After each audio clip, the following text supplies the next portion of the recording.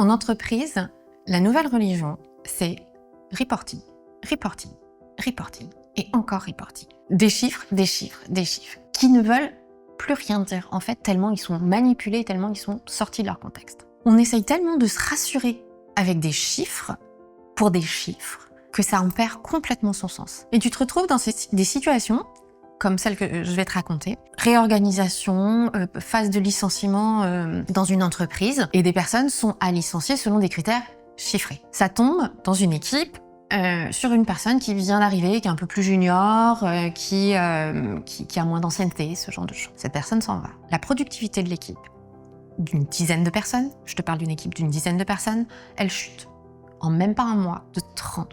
Pourquoi ? Parce que cette personne-là, elle amenait plus que juste sa productivité. Elle amenait plus que juste le nombre de dossiers qu'elle traitait, de projets qu'elle menait.